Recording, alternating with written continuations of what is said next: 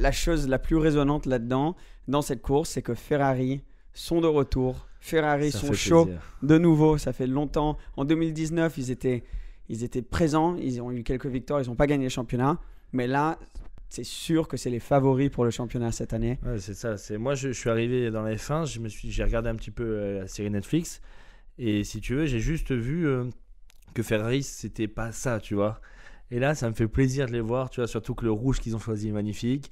Charles, il mérite. La voiture est belle. Son partenaire aussi mérite. Ouais.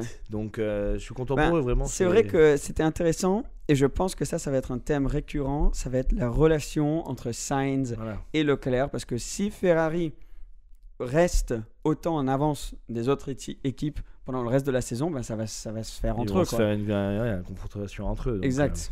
Mais c'est intéressant. Pourquoi est-ce que c'est si différent? On va faire une récap rapide.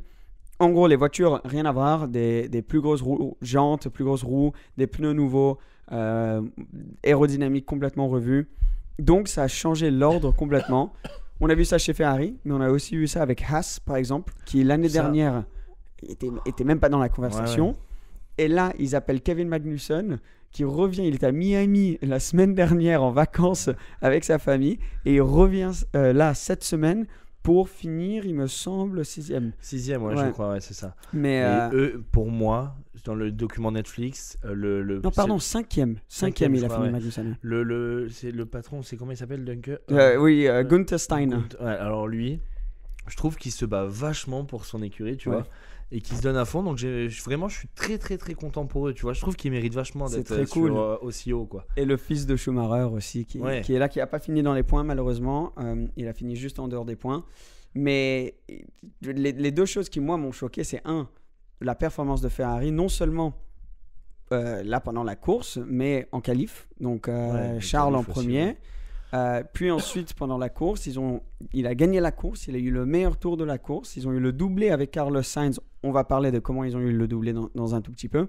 Mais Charles, complètement devant Sainz même.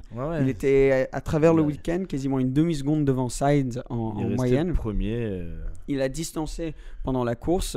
À aucun moment il y avait une bataille entre les deux. Alors, est-ce que Sainz là il va quand même monter un peu le tempo et le rattraper pour essayer mais après aussi Charles, il faut qu'il soit aussi bon sur tout le long, consistant. Parce que, la consistance, non, c'est consistant. Ah non, c'est pas consistant, c'est constant.